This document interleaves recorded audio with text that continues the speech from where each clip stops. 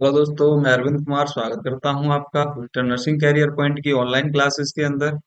आज मैं renal system के कुछ एना फिजियो से एमसीक्यू पार्ट लेके आया हूं। आज की क्लास के अंदर ओनली और ओनली हम आज डिस्कस करेंगे MCQ part of renal system with ana and physio. आज की क्लास के अंदर हमने एमएसएन पार्ट को टच नहीं किया है। एमएसएन के एमसीक्यू यानी रीनल सिस्टम के जो भी डिसऑर्डर हैं और जो भी डायग्नोस्टिक इन्वेस्टिगेशंस होते हैं, उन सब से रिलेटेड हम दूसरी क्लास के अंदर एमसीक्यू लेके आएंगे। आज की क्लास में ओनली नॉर्मल एनाफिजियो के बारे में डिस्कस करते हैं। तो चलिए दोस्तों, आज की क्लास अगर आपको बेहतरीन लगती है, शानदार लगती है, तो आज की क्लास आप शेयर कीजिएगा दोस्तों के साथ में, लाइक एंड कमेंट भी कीजिएगा। दोस्तों, आज की क्लास का एक मोटिवेशनल क्विट लेके आया हूं मैं। इसके अंदर आपको बताया गया है, सपने अपलोड तो तुरंत हो जाते हैं पर डाउनलोड करने में जिंदगी निकल जाती है। दोस्तों, सही बात है ये। सपने देखने में कोई बुराई नहीं है और सपने देखते भी रहना चाहिए, क्योंकि जितने ज्यादा सपने देखते हैं उतने ही आप उन सपनों के नजदीक पहुंचते हैं। तो सपना देखना एक अलग बात है और उसको डाउनलोड करना रियल लाइफ में वो अलग बात होती है। तो दोस्तों, जो भी आप सपने देखते हैं उसमें डाउनलोड करने में टाइम लगता है, उस पथ पर चलना पड़ता है, उस रास्ते पे आगे निकलना पड़ता है, तब जाके वो सपने डाउनलोड हो पाते हैं।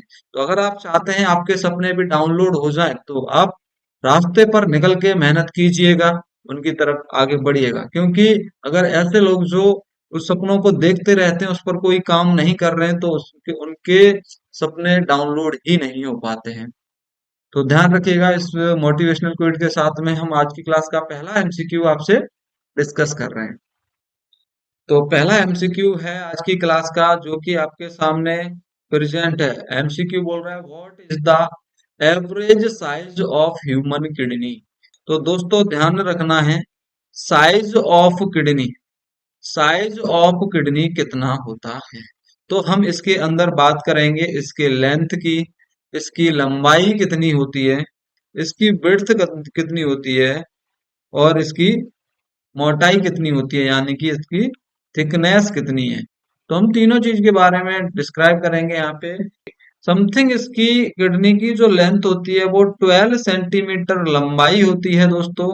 विड्थ जो होती है समथिंग 6 सेंटीमीटर इसकी थिकनेस होती है, सॉरी विड्थ होती है इसकी, चौड़ाई होती है। और इसकी जो थिकनेस होती है यानी कि मोटाई होती है समथिंग 3 सेंटीमीटर इसकी क्या होगी, मोटाई होगी। क्लियर दोस्तों?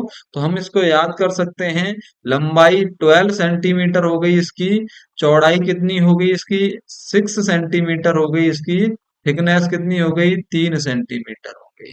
ये इसकी लेंथ हो गई, विड्थ हो गई और थिकनेस हो गई। तीनों चीज को याद कीजिएगा। 12 का हाफ करेंगे तो इसकी विड्थ निकल के आएगी से, और विड्थ का हाफ करेंगे तो इसकी क्या हो जाएगी, थिकनेस निकल के आएगी। तो इस तरह से आप याद कर सकते हैं दोस्तों। ह्यूमन किडनी की लंबाई होती है वो कितनी होती है, 12 सेंटीमीटर अराउंड में होती है। क्लियर दोस्तों? इसी के साथ में हम आपसे डिस्कस कर लेते हैं, वेट कितना होता है किडनी का।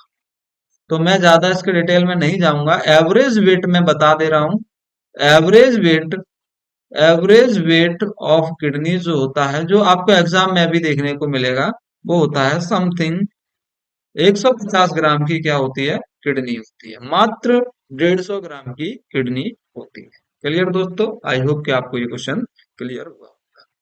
चलिए चलते हैं दूसरे एमसीक्यू की तरफ। दूसरा एमसीक्यू आज की क्लास का, चलिए क्वेश्चन आपसे कह रहा है दूसरा, which vein drain deoxygenated blood from the kidney. Kidney से डीऑक्सीजेनेटेड ब्लड को ड्रेन करने वाली कौन सी वेन होती है।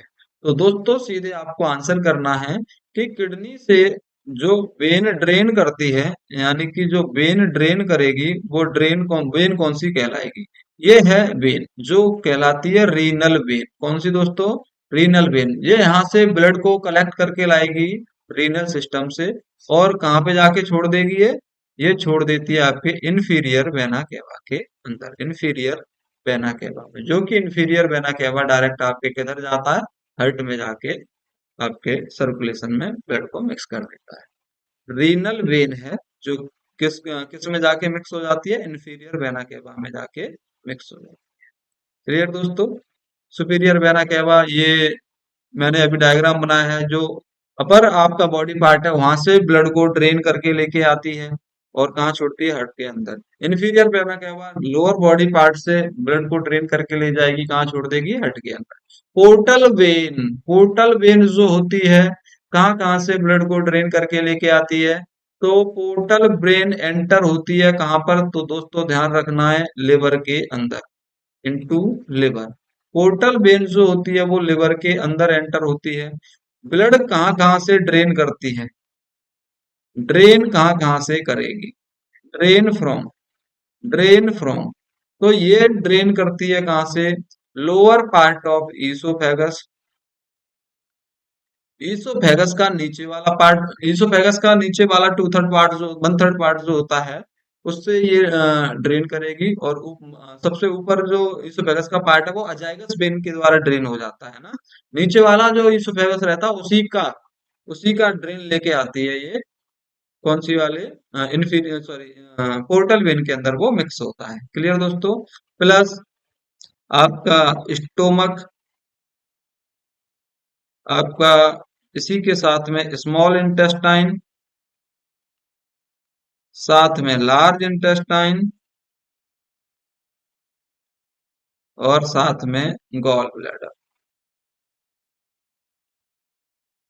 Gall bladder. क्लियर दोस्तों।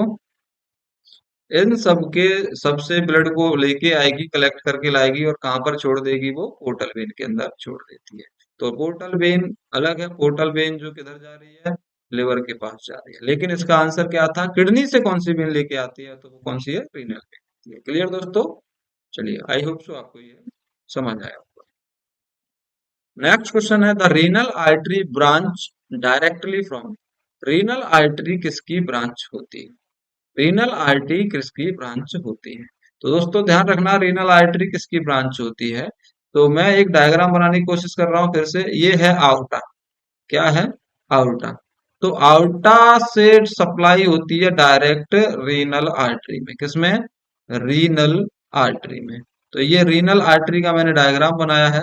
और ये रीनल आर्टरी किसमें आके एंटर होती है, तो दोस्तों ध्यान रखना है, रीनल आर्टरी जो होती है वो सीधे जाके सीधे जाके किसमें एंटर हो जाती है, किडनी के अंदर, किडनी के अंदर, किडनी के अंदर चली जाएगी, इस वाले रीजन से। यानी कि ये हाइलम होता है, हाइलम बोले तो ओपनिंग होती है किडनी के अंदर, उस वाले रीजन से अंदर चली जाती है। तो जो डायरेक्टली किसको कर रही है सप्लाई, रीनल आर्टरी, रीनल को सप्लाई कर रही है, वो किसकी ब्रांच है, वो ब्रांच है आपके आउटा की। किसकी ब्रांच है दोस्तों, आउटा की ब्रांच होती है। क्लियर दोस्तों। आई होप कि आपको ये भी समझ में आया। चलिए चलते हैं दूसरे क्वेश्चन की तरफ। Which of the following structure is not found in the renal hilum, renal hilum के अंदर कौन सा स्ट्रक्चर प्रेजेंट नहीं हो। तो दोस्तों पहले देख लीजिए, रीनल हाइलम होता क्या है। अभी मैंने डायग्राम में आपको बताया था कि ये जो ओपनिंग होती है, ये जो ओपनिंग होती है रीनल के अंदर, जहां से आर्टरी अंदर जाती है, जहां से वेन बाहर आती है, और जहीं से क्या होता है, यूरेटर भी क्या होता है, बाहर की तरफ निकलता है। तो इस ओपनिंग को बोला जाता है क्या, रीनल हाइलम। क्या बोलते हैं इसको, रीनल हाइलम के नाम से इसको जानते हैं। तो दोस्तों रीनल हाइलम जो होता है, तो रीनल हाइलम में कौन से स्ट्रक्चर प्रेजेंट होते हैं। तो रीनल हाइलम के अंदर मैंने अभी बताया कि ये जो किडनी से यूरिन को लेके आएगा इधर को ब्लैडर की तरफ, इसको हम बोलते हैं क्या, यूरेटर। तो यूरेटर भी यहाँ से निकलता है, यूरेटर भी यहाँ से निकलता है। अभी मैंने बताया रीनल वेन जो इधर से यहाँ से ब्लड को किडनी से इंफीरियर वेना तक केवा की तरफ लेके आती है। जो रीनल वेन है वो ब्लड को किडनी से किधर लेके आएगी, इंफीरियर वेना केवा की तरफ को ड्रेन करेगी, उसको हम बोलते हैं रीनल वेन। तो वो भी यहीं से एग्जिट होती है। और आपकी रीनल आर्टरी जो कि सप्लाई करती है किडनी के लिए, और ये ब्रांच होती है आउटा की, ये भी यहीं एंटर होती है, यहीं से एंटर होती है। क्लियर दोस्तों। तो ये तीन स्ट्रक्चर आपके रीनल हाइलम से निकलते हैं, और रीनल की नर्व सप्लाई भी यहीं से निकलती है दोस्तों, है ना। तो यहाँ पे कुछ ये तीन स्ट्रक्चर जो कि ऑप्शन में दिए गए, यूरेटर भी है, वेन भी है, और आर्टरी है। ग्लोमेरुलस नहीं होता है, क्या नहीं होता दोस्तों, ग्लोमेरुलस नहीं होता। ग्लोमेरुलस प्रेजेंट होगा ये किडनी के अंदर, प्रेजेंट इन किडनी, किडनी के अंदर प्रेजेंट रहता है, जो कि फिल्ट्रेशन का काम करता है। क्लियर दोस्तों? आई होप कि आपको ये भी समझ में आया। नेक्स्ट चलिए अगले क्वेश्चन की तरफ। The triangular region of the kidney that are striped in appearance and separated by the renal columns. यानी कि किडनी के अंदर आपसे पूछा गया है कि एक ट्राइंगुलर स्ट्रक्चर होता है, मान लीजिए किडनी है और यहाँ पे प्रेजेंट होगा क्या, ट्राइंगुलर स्ट्रक्चर प्रेजेंट होते हैं कि ये जो ट्राइंगुलर स्ट्रक्चर है रीनल पिरामिड के नाम से जानते हैं, रीनल पिरामिड के नाम से जानते हैं। और ये ही हम इनको कभी कभी बोल देते हैं रीनल लोब्स। क्या बोल देते हैं इनको? रीनल लोब्स बोल देते हैं। ये वाला मेडुलरी पिरामिड, क्योंकि मेडुलरी रीजन में प्रेजेंट होते हैं ये, इसलिए हम इसको मेडुलरी पिरामिड के नाम से भी जानते हैं। इनके नीचे यहाँ पर ओपनिंग रहती है, यहाँ पे उनको हम बोलते हैं पेपिला। क्या बोलते हैं ओपनिंग को? पेपिला के नाम से जानते हैं। चलिए चलते हैं नेक्स्ट क्वेश्चन की तरफ। The tube that convey urine from the kidney to the bladder, उस ट्यूब को किस नाम से जानते हैं? जो ट्यूब किडनी से ब्लैडर तक आती है उस ट्यूब को किस नाम से जानते हैं? तो दोस्तों सबसे पहले देख लीजिएगा, यूरिनरी जो सिस्टम होता है, यूरिनरी सिस्टम जो होता है उसके अंदर कौन कौन सी चीज आती है? दो किडनी आती हैं इसके अंदर। कितनी? दो किडनी आती हैं इसके अंदर। दो यूरेटर होते हैं इसके अंदर। दो यूरेटर होते हैं इसके अंदर। एक यूरिनरी ब्लैडर होता है, एक यूरिनरी ब्लैडर होता है, और आपकी एक यूरेथ्रा होती है। क्या होती है? एक यूरेथ्रा। क्लियर दोस्तों? ये पेयर्ड ऑर्गन है, ये पेयर्ड है, यूरेटर भी पेयर्ड है। बट यहाँ पर यूरिनरी ब्लैडर और यूरेथ्रा जो होती है वो आपके सिंगल सिंगल प्रेजेंट होते हैं। तो ये प्रेजेंट यूरिनरी किडनी के अंदर। अब देखिए यहाँ पे क्या देखने को मिलेगा आपको, मैं एक डायग्राम दिखा रहा हूँ आपको, बनाने की कोशिश करता हूँ एक डायग्राम को। ये किडनी, एक साइड की किडनी और ये दूसरी साइड की किडनी। तो दोनों साइड की किडनी देखो, इनसे एक ट्यूब कनेक्ट रहती है जो किडनी से क्या लेके आएगी, किडनी से क्या लेके आएगी, यूरिन को लेके आती है, और ये यूरिन को कहां पर लाके छोड़ देती है? यूरिनरी ब्लैडर के अंदर। किस में लाके छोड़ देगी दोस्तों? यूरिनरी ब्लैडर के अंदर। ये तो हो गई आपकी किडनी, ये हो गया आपका यूरेटर, यानी दोनों ये क्या है? यूरेटर है, ये वाला भी यूरेटर, ये वाला भी यूरेटर। ये हो गया आपका यूरिनरी ब्लैडर, ब्लैडर। और यहाँ से पास होता है ये किसके थ्रू? यूरेथ्रा के थ्रू, यूरेथ्रा के थ्रू। तो ये स्ट्रक्चर प्रेजेंट है आपका किडनी का। लेकिन इसमें पूछा क्या गया है कि वो स्ट्रक्चर का नाम बताइए, जो एक ट्यूब का नाम बताइए जो कन्वे करती है यूरिन को किडनी से ब्लैडर की तरफ। यानी कि यूरिन का फॉर्मेशन इसमें होगा, तो किडनी से ब्लैडर की तरफ को जो यूरिन को लेके आ रहा है उस स्ट्रक्चर का नाम बताओ। तो दोस्तों आपको पता लग गया वो स्ट्रक्चर कौन सा है आपका? यूरेटर होता है। क्या होता है? यूरेटर, वो सॉरी यूरेटर होता है। क्लियर दोस्तों? आई होप कि आपको ये समझ में आया। चलिए चलते हैं नेक्स्ट क्वेश्चन की तरफ। दूसरा क्वेश्चन ये कह रहा है the detrusor muscles is found in which part of the urinary system. Detrusor muscles जो होती हैं वो कौन से सिस्टम में प्रेजेंट होती हैं? यूरिन सिस्टम के। क्लियर दोस्तों? क्या ये किडनी में प्रेजेंट होती हैं, यूरेथ्रा में प्रेजेंट होती हैं, ब्लैडर में प्रेजेंट होंगी, या फिर यूरेटर में प्रेजेंट होती है? तो दोस्तों राइट आंसर इसका है सी। जो डेट्रूसर मसल्स होती हैं वो आपकी प्रेजेंट होती हैं कहाँ पर? ब्लैडर के अंदर, जो ब्लैडर को फंक्शन कराने का काम करती है। ब्लैडर के अंदर क्या कराएंगी? कॉन्ट्रैक्ट कराती हैं इनको, कॉन्ट्रैक्शन एंड रिलैक्सेशन कराने का काम करती है, कॉन्ट्रैक्शन एंड रिलैक्सेशन कराने का काम करती है। ये रिलैक्स हो जाएंगी तो ब्लैडर डायलेट हो जाएगा, और ब्लैडर डायलेट होगा तो उसके अंदर यूरिन की फिलिंग होगी। और अगर ये कॉन्ट्रैक्ट करेंगी तो उस टाइम पे क्या होगा? डेट्रूसर मसल्स में कॉन्ट्रैक्ट के साथ में क्या होगा? यूरिन फ्री ब्लैडर से यूरिन बाहर आए। क्लियर दोस्तों? चलिए नेक्स्ट चलते हैं दूसरे क्वेश्चन की तरफ। The muscular sphincter mechanism at the bladder neck as. यानी कि कुछ मस्कुलर स्पिंक्चर प्रेजेंट होते हैं ब्लैडर के नेक पे, उसको हम किस नाम से जानते हैं? क्या वो इंटरनल यूरेथ्रल स्पिंक्चर होते हैं या एक्सटर्नल यूरेथ्रल स्पिंक्चर होते हैं? किस नाम से जानते हैं उनको? उनको हम किस नाम से जानते हैं? तो दोस्तों जो ब्लैडर की नेक पे एक तो अंदर की साइड होगा और एक बाहर की साइड होगा, दो स्पिंक्चर प्रेजेंट होते हैं, उनको इंटरनल स्पिंग यूरेथ्रल स्पिंक्चर और एक्सटर्नल यूरेथ्रल स्पिंक्चर के नाम से जानते हैं। इसलिए इसका राइट आंसर होने वाला है कौन सा? सी। ए एंड बी इसके दोनों ही आंसर है, इसलिए राइट आंसर कौन सा होगा? सी होगा। चलिए चलते हैं नेक्स्ट क्वेश्चन की तरफ। अगला क्वेश्चन आपका क्या कह रहा है? The renal plexus is primarily associated with which type of nervous system? Renal plexus जो होते हैं वो किसके साथ जुड़े हुए हैं? नर्वस सिस्टम के साथ। कौन से नर्वस सिस्टम काम करता है आपका रीनल के ऊपर? तो दोस्तों ध्यान रखना है, आपका ऑटोनॉमिक नर्वस सिस्टम जो होता है, ऑटोनॉमिक नर्वस सिस्टम जो होता है वो आपका दो टाइप का होता है। वो आपका दो टाइप का होता है। एक होता है सिंपैथेटिक सिंपैथेटिक नर्वस सिस्टम और दूसरा होता है पैरासिम्पैथेटिक पैरासिम्पैथेटिक नर्वस सिस्टम। तो दोस्तों ध्यान रखना, नर्वस सिस्टम यानी सिंपैथेटिक और पैरासिम्पैथेटिक नर्वस सिस्टम दोनों ही रीनल के ऊपर काम करते हैं, इसलिए राइट आंसर कौन सा होगा यहाँ पे? ऑटोनॉमिक नर्वस सिस्टम होगा। तो दोस्तों जब, ध्यान दो इसमें आगे और भी कुछ बताने वाला हूं मैं, जब सिंपैथेटिक नर्वस सिस्टम स्टिमुलेट होता है तो उस टाइम पे रिलैक्सेशन देखने को मिलता है। कहाँ पे? रिलैक्सेशन हो जाएगा इन डेट्रूसर मसल्स के अंदर, डेट्रूसर मसल्स के अंदर। जो डेट्रूसर मसल्स मैंने पीछे अभी डिस्कस की थी उनके अंदर क्या हो जाएगा? रिलैक्सेशन हो जाएगा।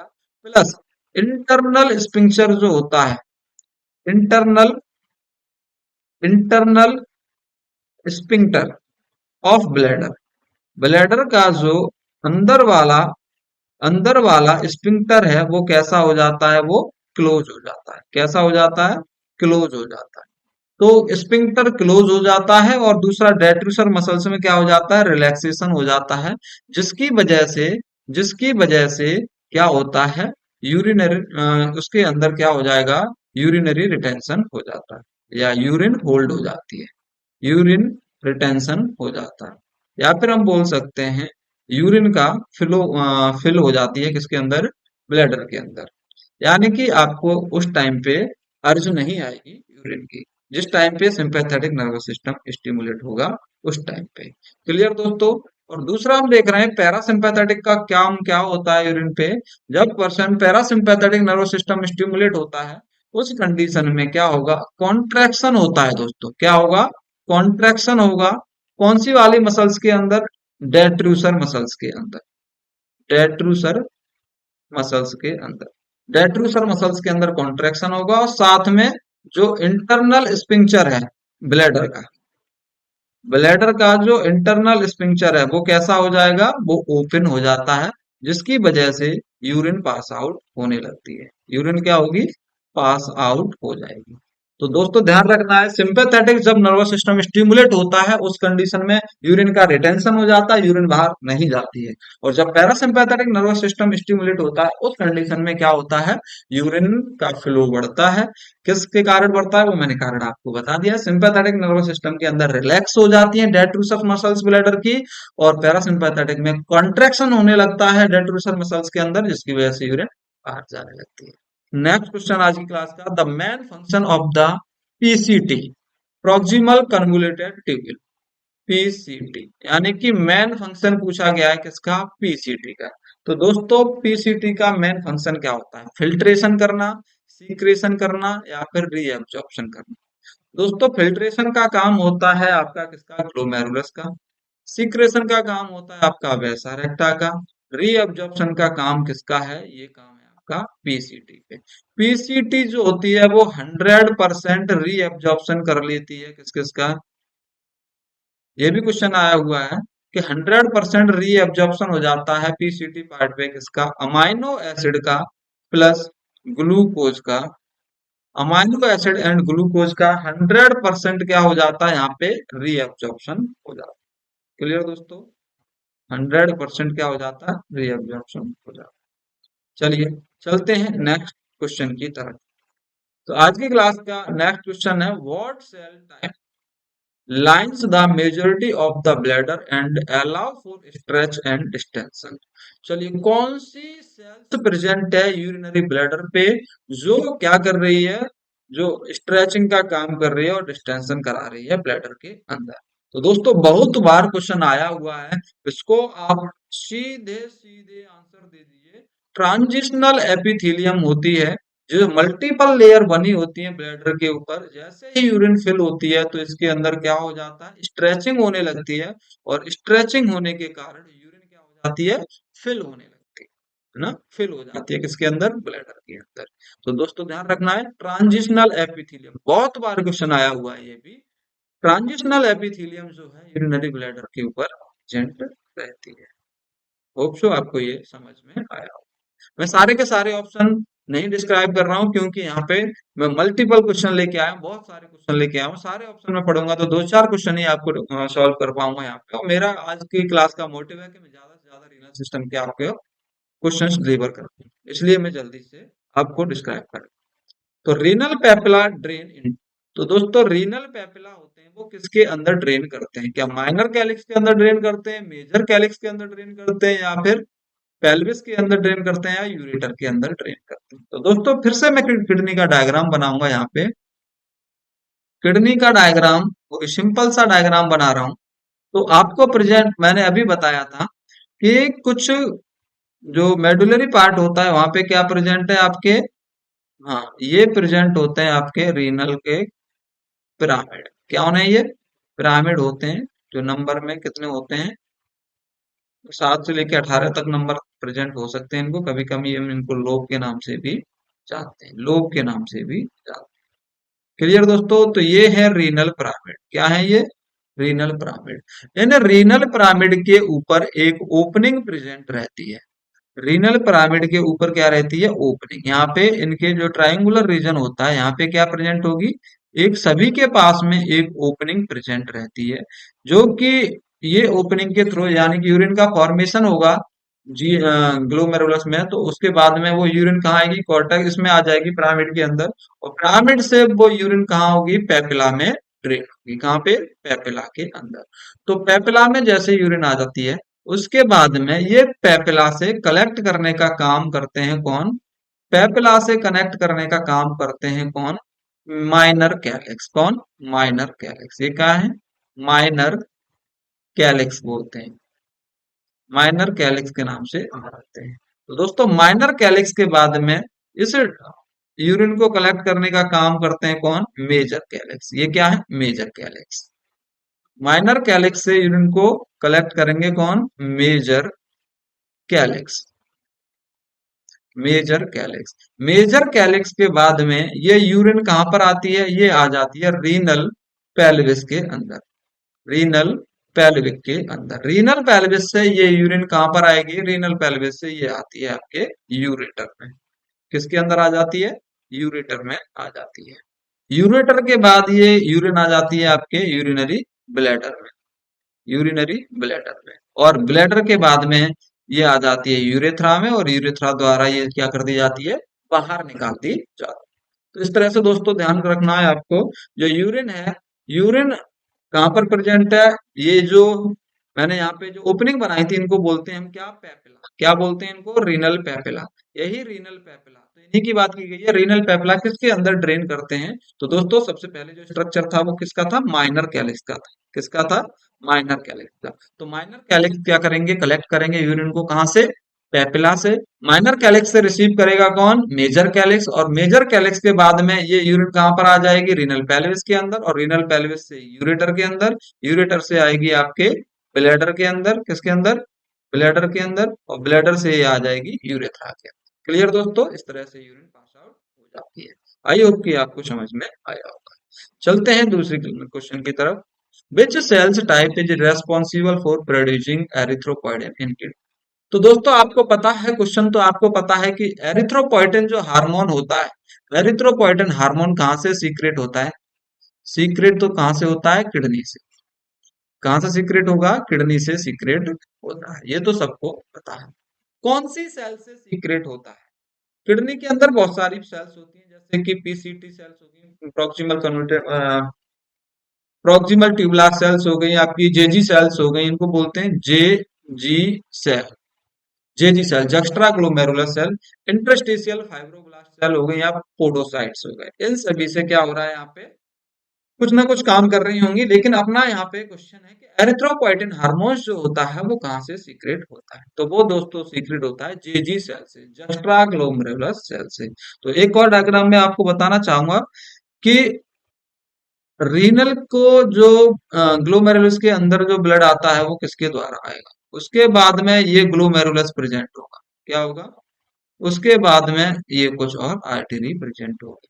तो दोस्तों जो ग्लोमेरुलस तक, ग्लोमेरुलस यहाँ तक जो ब्लड को लेके आती है उसको हम क्या बोलते हैं, एफरेंट आर्टीरियोल्स। क्या बोलेंगे, एफरेंट आर्टीरियोल्स। और इस साइड में जो यहाँ से ब्लड को इधर, फ्लूइड को इधर ले जाने का काम करती हैं वो होती हैं इफरेंट आर्टीरियोल्स, इफरेंट आर्टीरियोल्स।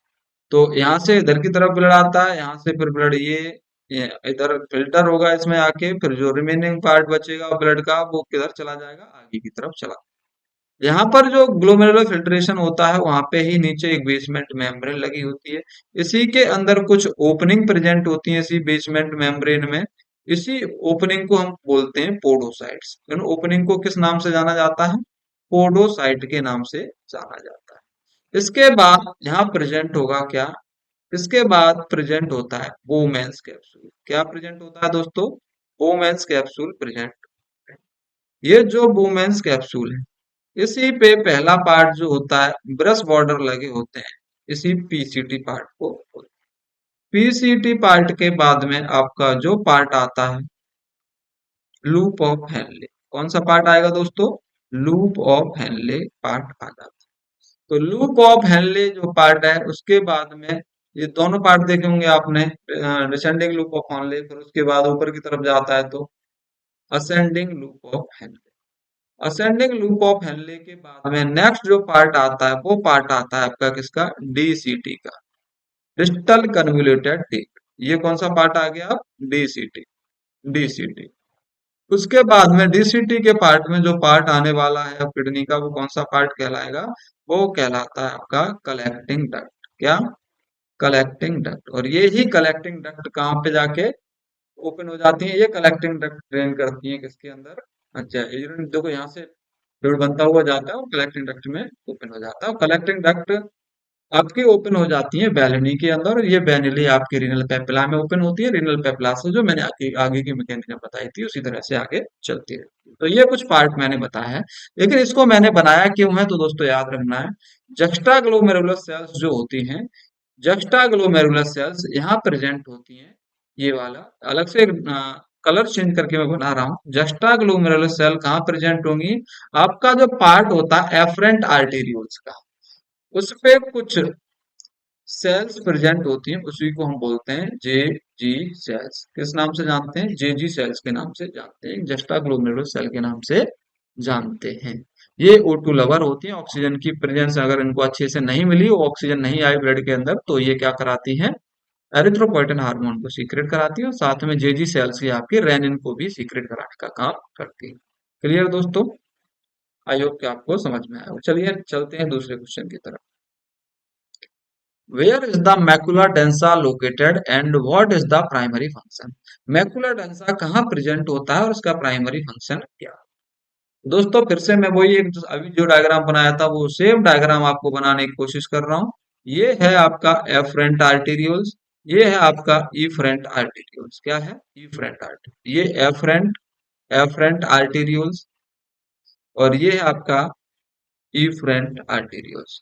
और इसके नीचे मैंने आपको बताया था बोमेन्स कैप्सूल। क्या बताया था, बोमेन्स कैप्सूल बताया था, और भी कुछ स्ट्रक्चर बताए थे। तो अभी उन स्ट्रक्चर को डिस्क्राइब करने का यहाँ पर नहीं पूछा गया है, हम जो पूछा गया उसके पास सीधे चलते हैं। तो दोस्तों देखिए, अब यहाँ से अब यहाँ से ये स्ट्रक्चर था लूप ऑफ हेनले का। लूप ऑफ हेनले के कुछ अलग अलग पार्ट थे।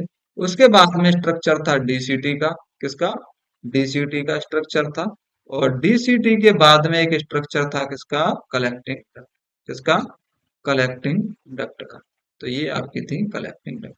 क्लियर दोस्तों, ये मैंने एक नेफ्रॉन का आपको पार्ट बनाया है, नेफ्रॉन का डायग्राम बनाया है। तो अब यहाँ से पूछा गया है कि मैक्युला डेंसा कहाँ पर लोकेटेड होती हैं और उनका मेन फंक्शन क्या है। मेन फंक्शन क्या है? तो दोस्तों, जो मैक्युला डेंसा सेल्स होती हैं वो कहाँ प्रेजेंट होती हैं? वो प्रेजेंट होती हैं आपके डीसीटी पार्ट पर। कहाँ प्रेजेंट होती हैं? DCT part. Distal convoluted tubules पर प्रेजेंट होगी कौन सी सेल? Macula densa. और ये सेल बहुत ही ज्यादा सेंसिटिव होती है किसके अगेंस्ट में? सोडियम के अगेंस्ट में। सोडियम के अगेंस्ट में इनको सोडियम नहीं मिलता है, तो ये क्या करती हैं? ये जेजी सेल्स के साथ में मिलके रेनिन हार्मोन के सीक्रेशन को और ज्यादा बढ़ाने का काम करती है। तो दोस्तों देख लीजिए, मैक्युला डेंसा कहाँ पर प्रेजेंट है आपके? ये डीसीटी पार्ट पर प्रेजेंट रहती है यहाँ पर। और डीसीटी पार्ट पे सोडियम कंसंट्रेटिंग सेंसिंग डिवाइस होती है ये, जो कि यहाँ पे अगर सोडियम अच्छे से नहीं मिला इनको तो ये क्या रिलीज कराती हैं? ये इन सेल के साथ में दूसरी सेल मैंने यहाँ पर बताई थी आपको, एफरेंट आर्टेरियोल्स पर जेजी सेल्स बताई थी। इन जेजी सेल्स के साथ में मिलके काम करती है। तो ये जेजी सेल्स हो गई ऊपर, ये कौन सी सेल हो गई? जेजी सेल्स। तो दोस्तों ध्यान रखना, ये वाली मैक्युला डेंसा हो गई, मैक्युला डेंसा। तो दोनों सेल मिलके ये जो अब एक डिवाइस बन रही है, ये एक डिवाइस बन रही है, इस डिवाइस को हम बोलते हैं पोलकिंसन डिवाइस। पुलकिंसन डिवाइस के नाम से जानते हैं।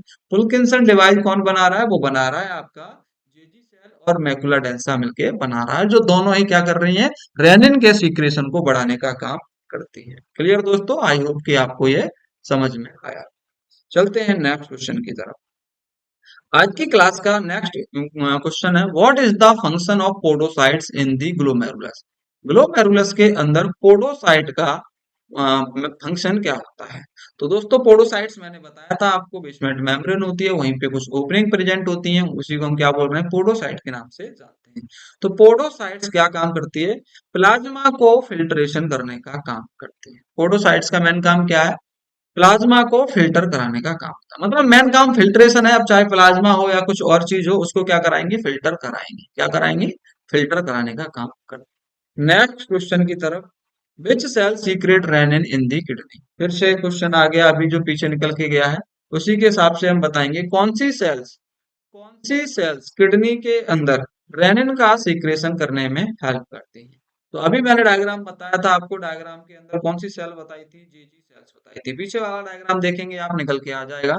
एक्स्ट्रा ग्लोमेरुलस जो सेल्स होती हैं वो क्या करती हैं? आपके रेनिन का सीक्रेशन करती हैं। और रेनिन किस में हेल्प करता है?